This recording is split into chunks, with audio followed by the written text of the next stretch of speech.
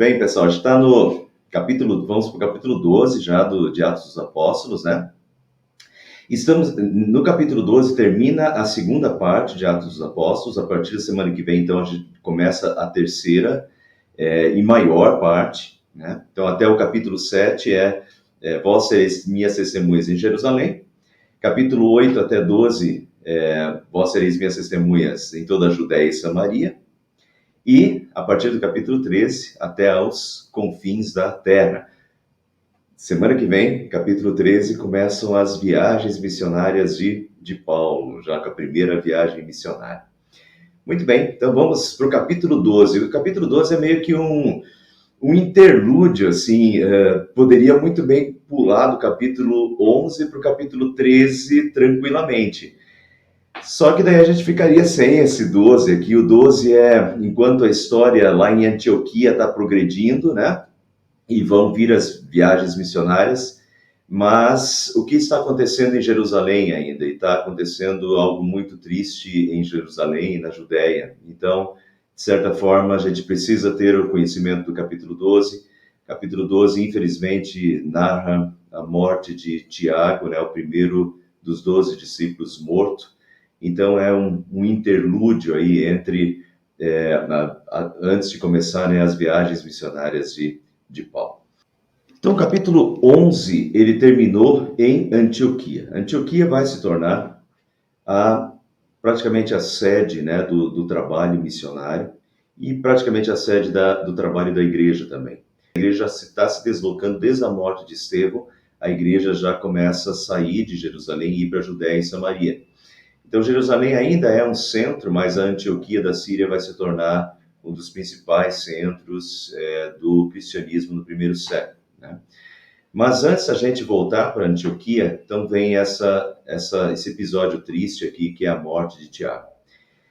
O capítulo 12 começa dizendo, nessa ocasião, o rei Herodes. E aqui vamos fazer uma explicação. Que Herodes é esse? Porque nós temos pelo menos 3 Herodes nos evangelhos, né, e aqui em Atos, 3 Herodes. Esse aqui é o Herodes Agripa I. O Herodes Agripa I governou de 41 até 44 depois de Cristo. E foi aqui que aconteceu, é aqui que nós estamos na história. Por que eu estou dizendo isso?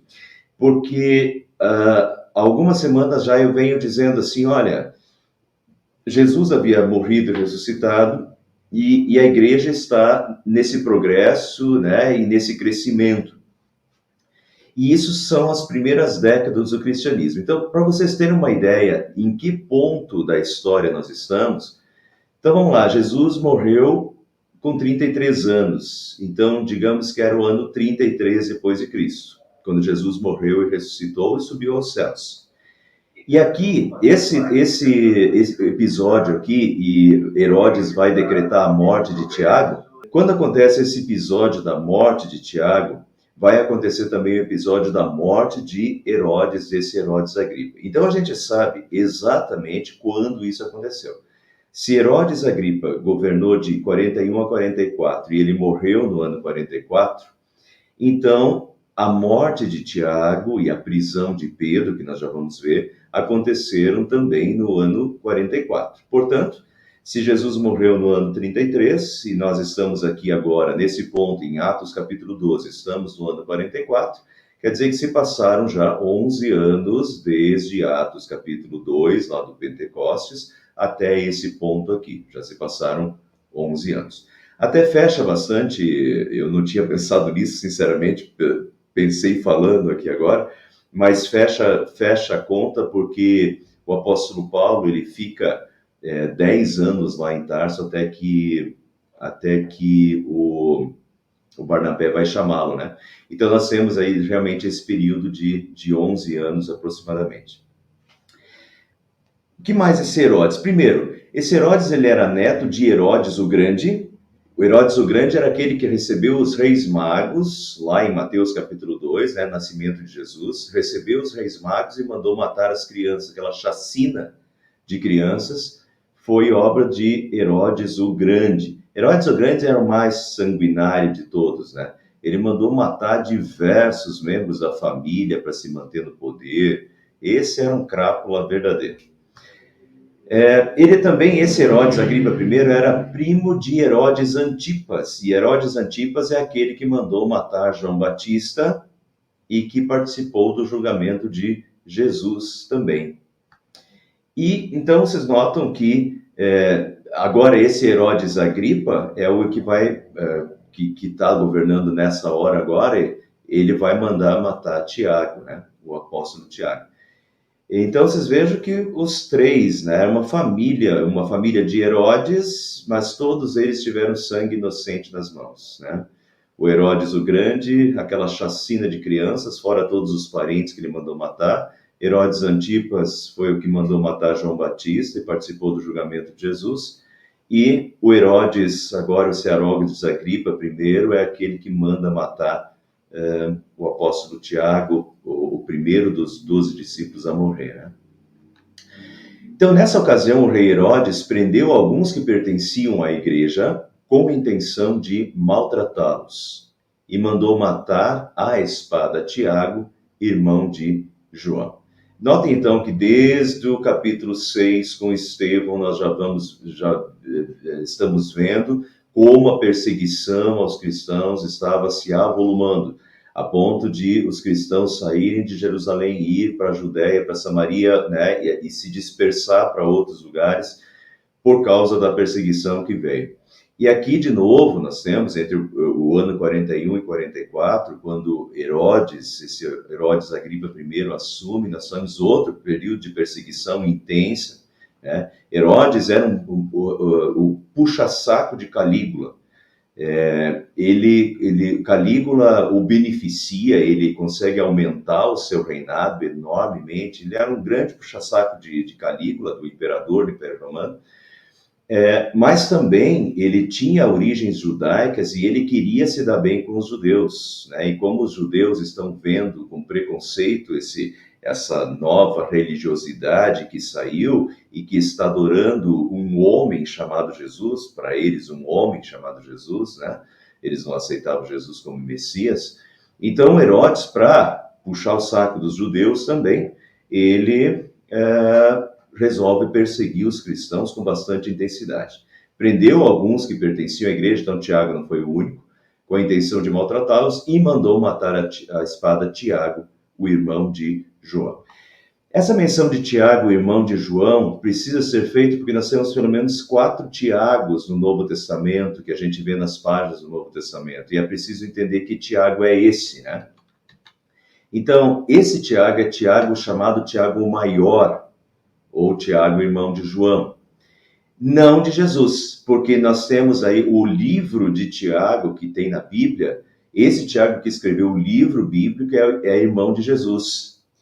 E no capítulo 15, no final desse capítulo 12, já vai aparecer outro Tiago, né, que é o Tiago, irmão de Jesus, que fica sendo líder da igreja em Jerusalém, tá? Então aqui, entendendo quem é esse Tiago, é Tiago o Maior.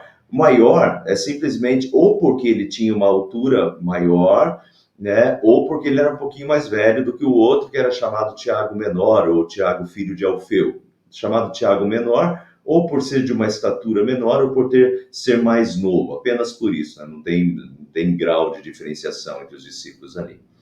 Mas então é esse o Tiago que Herodes manda matar, Tiago Maior, irmão de João.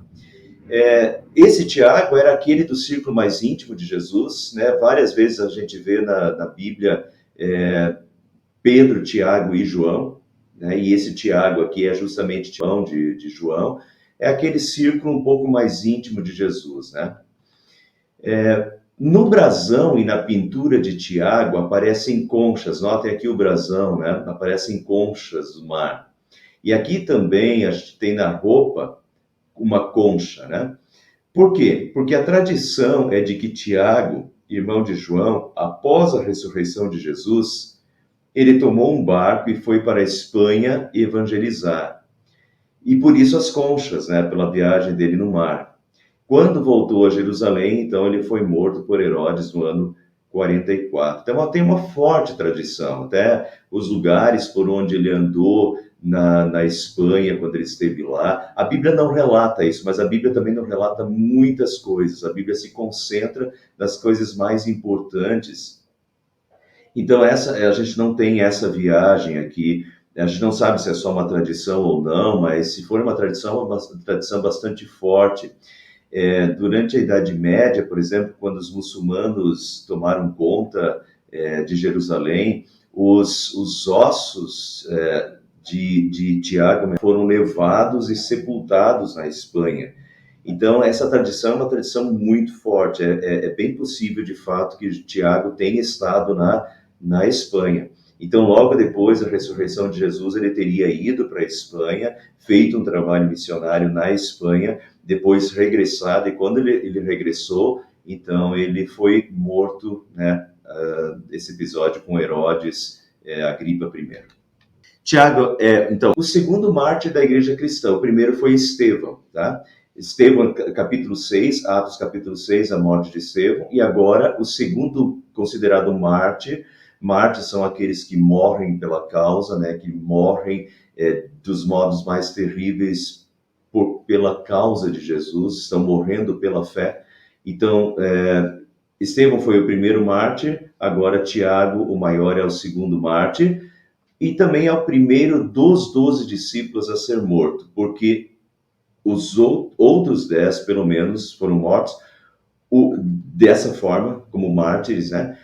O único que talvez não tenha sofrido morte, assim, tenha sido assassinado, talvez tenha sido João. A gente não sabe exatamente de que forma João morreu, mas todos os outros dos 12 discípulos, né, os outros 11 discípulos tiveram mortes terríveis, mortes de mártir. E Tiago, então, foi o primeiro, né, dos 12 discípulos. Vendo Herodes, vendo que isso agradava aos judeus, prosseguiu prendendo também Pedro. Quer dizer, veja que ele tá na liderança, né? Ele está pegando os discípulos, ele pega Tiago, mata Tiago, e agora ele, vendo que isso agradou aos judeus, ele pega Pedro, o líder. Durante a festa dos pães sem fermento, tendo-o prendido, lançou-o no cárcere, entregando para ser guardado por 4 escoltas e 4 soldados cada um. Herodes pretendia submetê-lo ao julgamento público depois da Páscoa. Então, note que a Páscoa, né? A Páscoa, no calendário judaico, era celebrada no dia 14 do mês de Nisan. E a partir do dia 15 até o dia 21, começava os 7 dias da festa dos pães sem fermento. Então, isso tudo era visto como a festa da Páscoa. Começava no dia 14, do dia 15 a 21 eram os pães sem fermento. Então, aconteceu justamente, vejam, em que ocasião novamente acontece. Jesus foi crucificado na Páscoa, né? E agora Tiago, novamente aqui, Páscoa. Parece que esses governantes, eles pegavam essas grandes datas para servir de chamariz para sua popularidade, né? E é isso que Herodes está fazendo a sua popularidade em cima da morte de Tiago. Então, de Tiago e agora de Pedro, né? Porque ele está preso e Pedro, a intenção é matar Pedro depois da Páscoa também, julgá-lo, né? Julgamento público. Mas o julgamento público a gente já sabe como é que foi o julgamento público de Tiago, né? É morte. E o de Pedro, como maior líder ali, não seria diferente de modo algum. É só esperar um julgamento injusto, para matar Pedro também e aumentar a popularidade de Herodes. Essa é a intenção. Mas ele tinha que esperar terminar esse período da Páscoa, porque os judeus não gostavam porque a festa dos pães sem fermento era uma festa de santidade. E eles não gostavam de mortes, que era uma coisa impura, né, derramamento de sangue durante esse período. E isso me leva, hoje eu li isso, e já não lembrava mais esse dado, e isso me levou a pensar, poxa, se tinha isso, né, de não matar durante a Páscoa, e Jesus, né, olha o que fizeram com Jesus durante a Páscoa. Mas então Pedro ficou detido na prisão, mas a igreja orava intensamente a Deus por ele. Isso, pessoal, isso a gente tem que frisar sempre de novo, né? Pedro preso, não sei quantos dias, não dizem que dia da festa dos pães sem fermento ele foi preso. Se foi no início, ele ficou 7 dias preso. Mas, de qualquer forma, enquanto ele estava preso, a igreja orava intensamente a Deus pela vida de Pedro. A igreja havia acabado de perder um irmão querido e discípulo de Jesus, Tiago.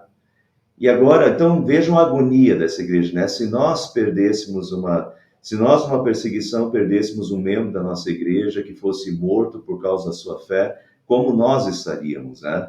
Estaríamos, de certa forma, com medo, temerosos. Vocês já vão notar isso na continuação, como eles estão dentro da casa, lá reunidos, mas eles estão certamente com medo, com temor do que está acontecendo. Tiago já foi morto, Pedro está preso e está esperando julgamento. Qualquer um deles podia a qualquer momento ser preso também e ser morto.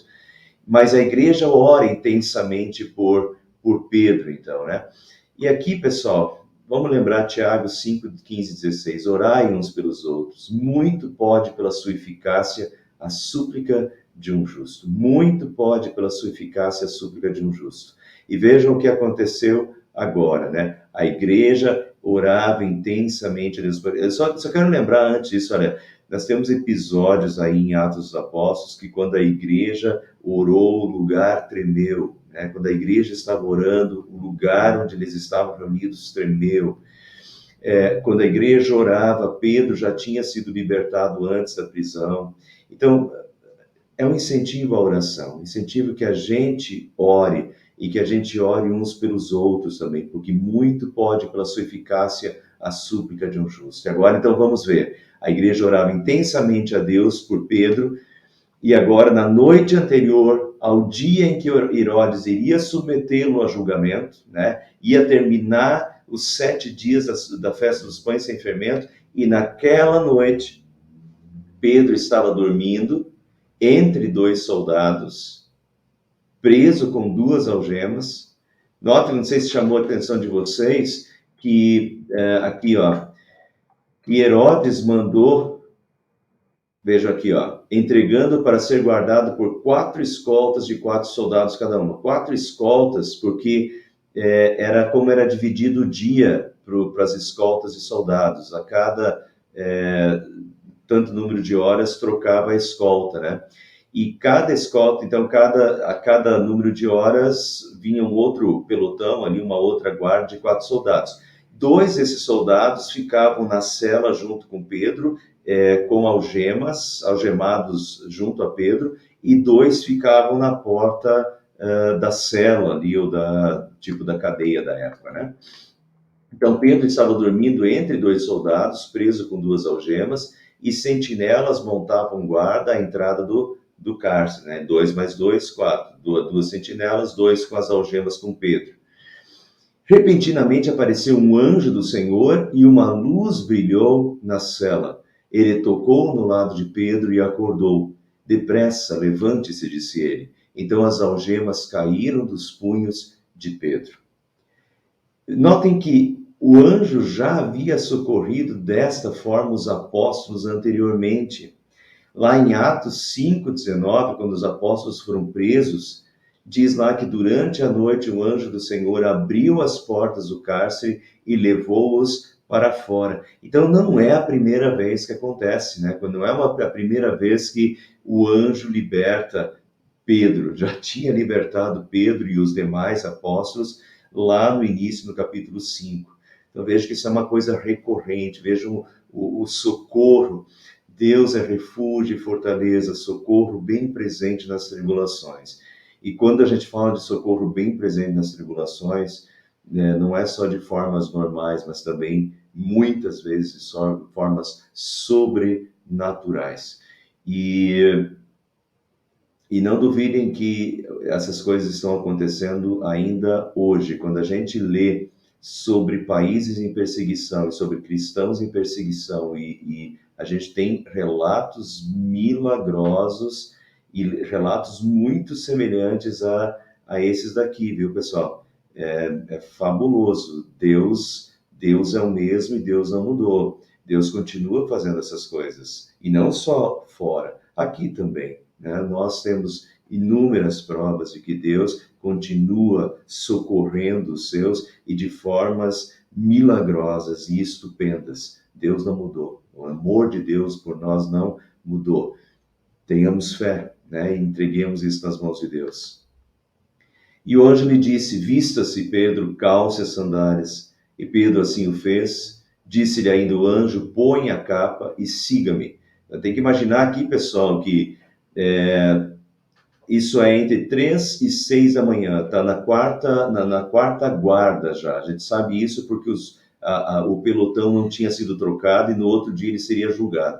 Então, isso está entre 3 horas e 6 horas da manhã. Claro, Pedro estava dormindo, né? Então, o anjo acorda Pedro, vista-se, calce as sandálias, põe a capa e siga-me. E saindo, Pedro seguiu, não sabendo que era real o que se fazia por meio do anjo. Tudo lhe parecia uma visão. Pedro pensou que ele estava sonhando, estava tendo uma visão. Notem que isso não é a primeira vez que, para Pedro também, né? A gente viu aí no capítulo 10 e 11 que Pedro teve aquela visão, né? De meio-dia, ele estava com fome e ele teve aquela visão do lençol que baixou até ele com aqueles animais.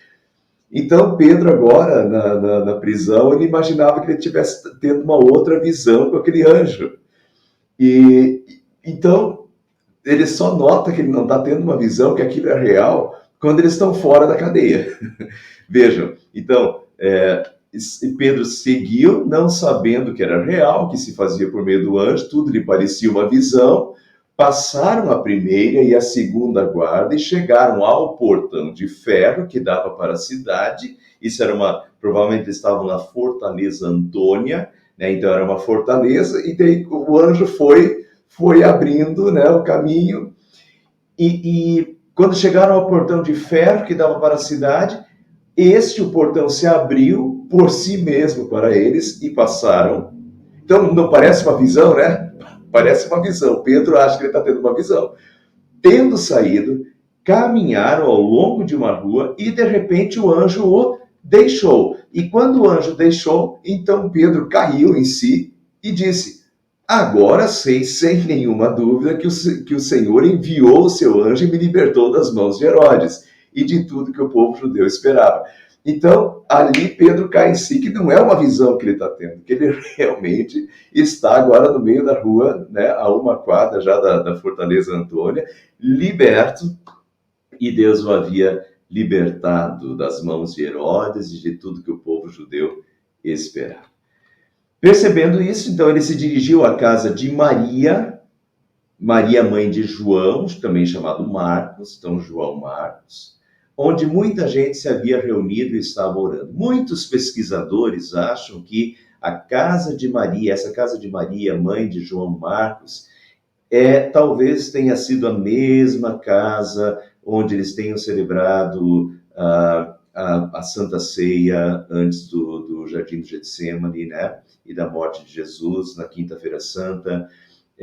E de outros agrupamentos. Anteriormente a gente já viu que quando eles saíram da prisão, eles foram para casa, não é mencionado, mas muitos pesquisadores acham que é sempre que a casa de Maria, mãe de João Marcos, é de certa forma um centro para os cristãos nessa época. De qualquer forma, vamos ver um pouquinho melhor essa questão aqui.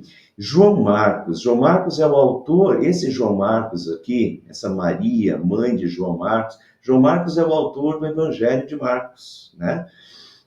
Também é o primo de Barnabé, então vamos fazer os parentescos aí. Na semana passada a gente falou bastante sobre Barnabé, aquele homem misericordioso, filho das consolações, né? E João Marcos, então veja esse relacionamento familiar, uma família devota a Deus, consagrada a Deus, né? Primo de Barnabé. E chamado de filho na fé por Pedro, primeira carta de Pedro 5,13, Pedro chama de João Marcos, de o seu filho na fé. Então, Pedro, muito chegado também, pelo que a tradição fala, os primeiros séculos do cristianismo acreditavam que Marcos, o Evangelho de Marcos, na verdade, Marcos escreveu o que Pedro falava, né? O que ouvia de Pedro. Marcos era um amanuense, quer dizer, o escritor de Pedro, né? Então, vejam esse relacionamento aqui. João Marcos agora vai aparecer bastante nos próximos 3 capítulos. João Marcos vai, no capítulo 13, semana que vem, João Marcos vai junto com Barnabé e com Paulo para a primeira viagem missionária. Então, por isso que eu estou dando uma atenção especial para esse João Marcos aqui. Portanto, esta era uma família querida de Pedro, né? A família de Maria, de João Marcos, onde ele sabia que encontraria os irmãos. E vamos fazer uma aplicação? Como é bom termos ao nosso lado outros irmãos queridos na fé, que sabemos que se importam conosco, que oram por nós e onde podemos buscar ajuda e conforto na aflição. Foi isso que Pedro fez quando ele saiu da prisão. Ele vai para a casa de Maria, provavelmente um porto seguro para ele, onde ele sabia que os irmãos estavam orando por ele, onde ele sabia que encontraria acolhimento, né? Como é bom nós sabemos que ao nosso lado nós temos irmãos queridos na fé, que eles se importam conosco, que eles oram por nós e onde nós também podemos buscar ajuda e conforto nas nossas aflições, como Pedro buscou na sua. Agora vai acontecer um episódio engraçado, né? Pedro bateu a porta do alpendre e uma serva chamada Rode veio atender. Ao reconhecer a voz de Pedro e tomada de alegria, ela correu de volta, sem abrir a porta, e exclamou: Pedro está à porta. Quer dizer, ela não abriu a porta. Ficou tão eufórica que foi para dentro avisar os outros, não abriu a porta de Pedro, sendo que Pedro tinha acabado de escapar da prisão, né, pelo anjo, mas a qualquer momento podiam dar falta dele. Pedro está lá fora e vocês já vão ver que Pedro está preocupado, ele começa a bater de novo na porta para alguém abrir. Mas a mulher ficou tão eufórica, é um fator meio hilário aí no meio da história, dessa Rode aí, né? Então eles lhe disseram: você está fora de si, disseram para Rode, né? Que ela foi dizer: Pedro está na porta, você está fora de si. Insistindo ela em afirmar que era Pedro, disseram-lhe: deve ser o anjo dele. Mas Pedro continuou batendo, e quando abriram a porta e o viram, ficaram perplexos. Né? Então, hilário, Pedro continua batendo, porque ele está lá fora, com medo, né, de que alguém apareça, e ele acabou de fugir. No final desse texto aqui, Pedro de fato vai fugir, né? Ele está sendo perseguido, e se ele ficar, significa perigo de vida. Então Pedro vai fugir, ele fica aqui, conversa com os irmãos e já vai para outro lugar que a gente não sabe para onde. Só um detalhe aqui, eles dizem: deve ser um anjo, deve ser o anjo. A gente não sabe exatamente o que eles queriam dizer, mas o que muitos pesquisadores dizem é que nessa época os judeus, eles acreditavam que cada pessoa tinha um anjo da guarda. Daí, provavelmente, é daí que nós temos aí essas tradições e essa questão do anjo da guarda, né? Não é bíblico, tá, pessoal? Não é bíblico, mas os judeus tinham essa tradição de que cada pessoa tinha um anjo da guarda, e eles iam além e diziam que em algumas ocasiões, o anjo da guarda poderia se incorporar ou se tornar como a pessoa cuidada por ele, né? Então, tipo, aparecer como se fosse a pessoa. Por isso que eles estão aqui reagindo a essa tradição judaica, mas não é uma tradição bíblica, tanto que depois a gente nunca mais vê no Novo Testamento reafirmação disso, né? Então, biblicamente não tem essa questão de anjo da guarda, tá? Mas só estou explicando aqui por que eles reagiram dessa forma. Eles reagiram naquilo que estava inculcado ainda do judaísmo na cabeça deles, né? Achando que não era Pedro de fato, Pedro estava preso, como é que Pedro estava ali? Então, achando que podia ser o anjo de Pedro. Mas ele, Pedro, fazendo-lhe sinal para que ele se calasse, descreveu como o Senhor o havia tirado da prisão e disse: contem isso a Tiago e aos seus irmãos. E então saiu e foi para outro lugar. Então saiu e foi para o lugar. Ele estava sendo perseguido, né? Daqui a pouco iam perceber a falta dele. Nós já vamos ver a continuação da história, que Herodes mandou matar os soldados que deixaram de fugir. Então, eles já vão procurar por ele, né? Entre 3 e 6 da manhã, ele conseguiu escapar, graças ao anjo. Chega lá na casa dos irmãos, fala com eles e já vai para outro lugar. Não sabe para onde Pedro foi nesse período.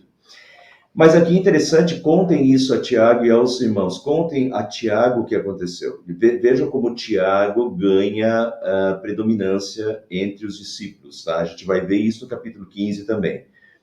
Tiago, muitos acham que foi Pedro o líder da igreja em Jerusalém. Pedro também, mas Tiago, no capítulo 15 em diante, a gente vai ver que o líder da igreja de Jerusalém, a predominância é de Tiago e não de Pedro, tá?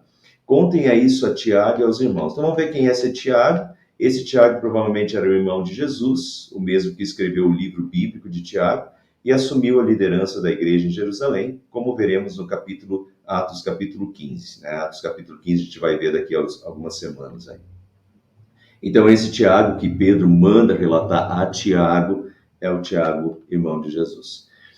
De manhã, não foi pequeno o alvoroço entre os soldados quanto ao que tinha acontecido a Pedro. Fazendo uma busca completa e não o encontrando, Herodes fez uma investigação entre os guardas e ordenou que fossem executados. Isso era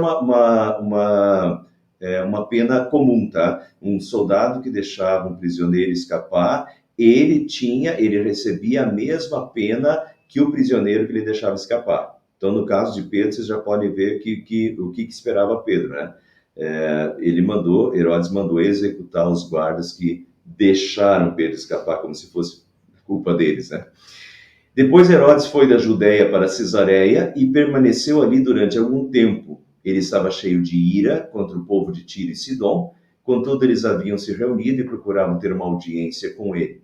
Tendo conseguido o apoio de Blasto, o homem de confiança do rei, pediram paz, porque dependiam das terras do rei para obter alimento. No dia marcado, Herodes, vestindo seus trajes reais, sentou-se em seu trono e fez um discurso ao povo. E eles começaram a gritar: é voz de Deus e não de homem. Visto que Herodes não glorificou a Deus, imediatamente um anjo do Senhor o feriu e ele morreu comido por vermes.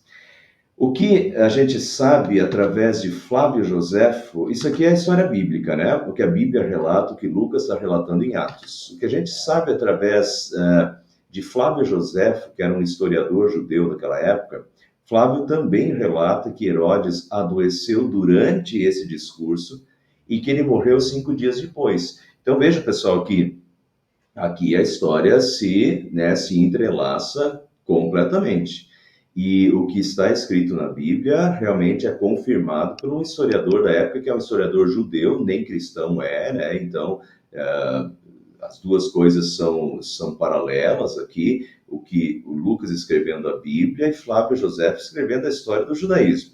E Flávio José relata a mesma coisa, que nesse discurso, exatamente nesse discurso, Flávio até relata como é que foi isso. O Herodes, ele colocou uma roupa de prata, e essa roupa de prata, ela se tornou reluzente com o sol, então ela começou a refletir, e quando ela começou a refletir, as pessoas começaram a gritar, é voz de Deus e não de homem, como se Herodes fosse um Deus que estava resplandecendo, que estava brilhando, por causa da roupa de prata resplandecente, e Herodes, né, se engrandeceu com aquilo e deixou eles cultuar, que o povo o cultuasse como se fosse um Deus. E naquele momento, Deus o castiga, e isso é claro aqui, Deus o castigou, o anjo do Senhor, imediatamente um anjo do Senhor o feriu e ele morreu comido por vermes. Essa questão do comido por vermes é uma coisa que a gente não tem, mas não sabe o que aconteceu exatamente. O que muitos acham o que Flávio relata é que ele teve algum problema, provavelmente algum problema abdominal. Não se sabe o que, né? Até porque é 2000 anos atrás. Mas muitos acham, fazendo a junção das duas coisas, que pode ser algum problema que deu gangrena, e o resultado, então, é que no final dos 5 dias, realmente, ele estava comido de vermes por dentro. Né? Mas isso é uma das versões. De qualquer forma, o que a gente tem aqui é que Deus castigou Herodes, né, por ter gostado de ter sido saudado como se fosse um Deus, né? E por tudo, provavelmente também por tudo que já vinha fazendo aí com Tiago, com Pedro e pela perseguição à igreja. Entretanto, a palavra de Deus, então, por mais que tentassem sufocar a palavra de Deus, prendendo Tiago, prendendo outras pessoas, porque no início do capítulo a gente tem que eles prenderam, Herodes mandou prender várias pessoas, Tiago ele mandou matar, e depois mandou prender Pedro também.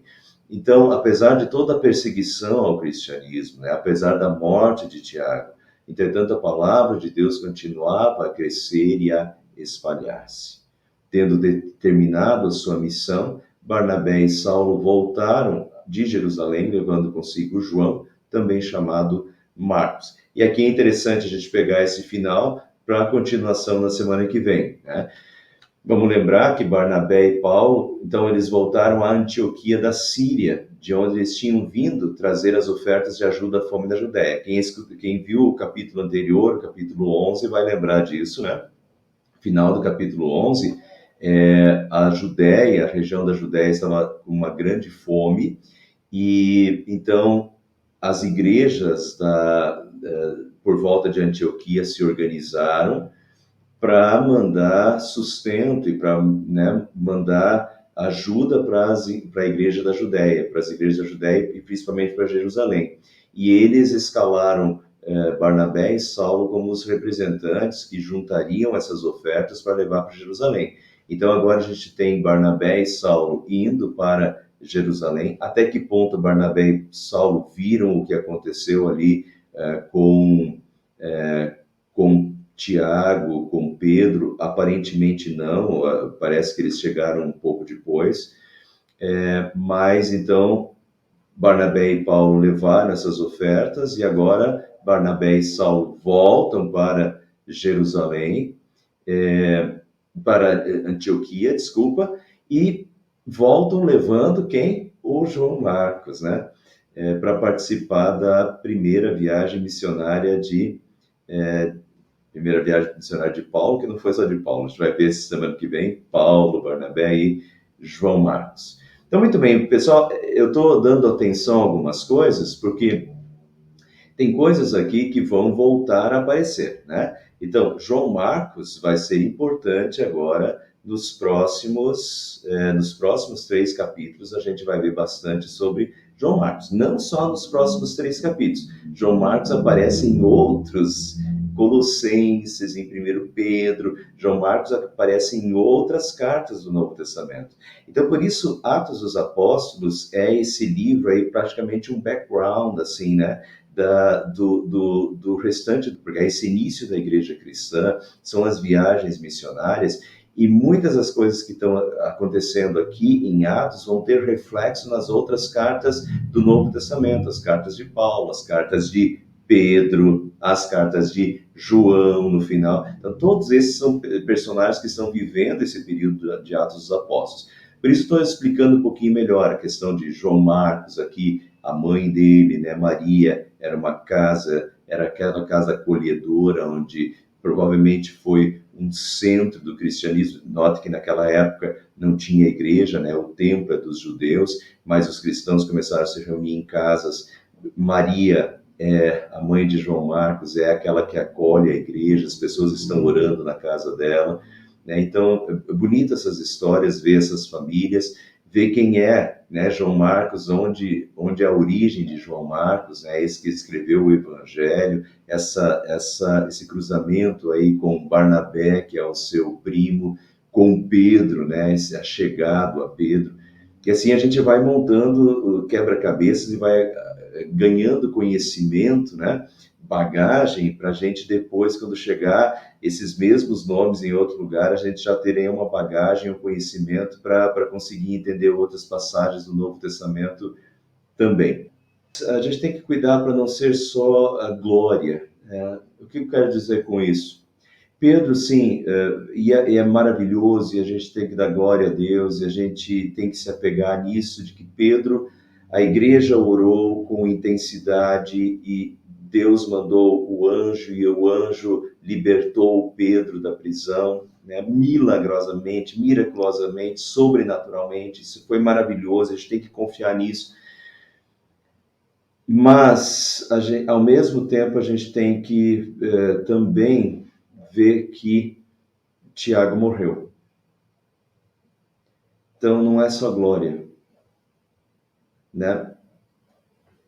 A glória, a gente fala da teologia da glória. A teologia da glória é: seja fiel a Deus, que Ele vai te dar tudo, Ele vai resolver todos os teus problemas, e parece que se você for fiel, tudo vai dar certo na tua vida. No domingo eu estava em São Paulo mesmo, né? Capital. E eu era pastor visitante, então não falei nada. Mas, de novo, eu ouvi isso de uma irmã da igreja lá, que estava na frente da igreja em São Paulo. É São Paulo, a gente sempre tem que tomar cuidado, né? Estávamos na frente da igreja e o pastor lá, ele estava falando, né, como é que é a rua da igreja durante a semana, que depois das 5 horas da tarde é bem arriscado ficar ali e tal. Daí a irmã falou assim: ah, mas não fique com medo, porque Deus vai. Ela quis dizer como se Deus fosse colocar uma nuvem sobre o carro dele e a igreja, de tal forma que os assaltantes não o veriam quando passasse. Ah, não, não é bem assim, pessoal, né? Não é bem assim as coisas. E eu sempre falo assim, ó, cristão, nós estamos com Deus e oramos a Deus, e Deus nos protege, nos guarda, sim. Mas o cristão tem que trancar a porta também. Tranque a sua porta, né? Porque os assaltantes podem vir e entrar na tua casa assim. Cristãos morrem também. Cristãos são assaltados também. E são assaltados também não é porque tem menos fé do que alguém que não é assaltado. Cristãos morrem também.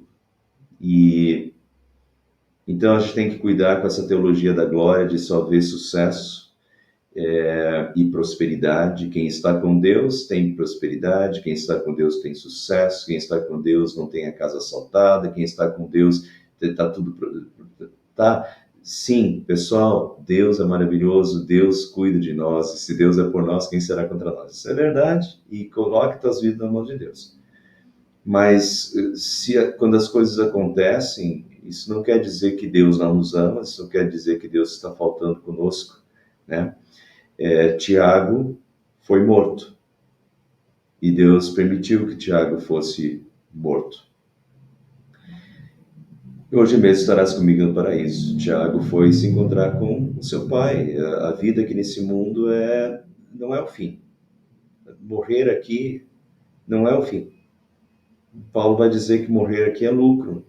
Por mais que para nós que ficamos isso é complicado, mas morrer aqui é lucro. Para Tiago, Jesus o recebeu no paraíso, recebeu junto consigo. Pedro, Jesus queria por mais um tempo. Então, isso a gente não consegue entender, não é a gente que, né, que consegue desvendar isso. Isso é a vontade de Deus e é o que Deus quer. Alguns filhos Deus os recebe e estão com Ele no paraíso e estão incomparavelmente melhor. Morrer não é... Isso também uma senhora lá de São Paulo estava falando na igreja no domingo, que ela foi no sepultamento, as pessoas diziam assim: ah, coitada da pessoa, coitada da pessoa. Ela falou: não, coitada não, ela está incomparavelmente melhor, né? E de fato é isso.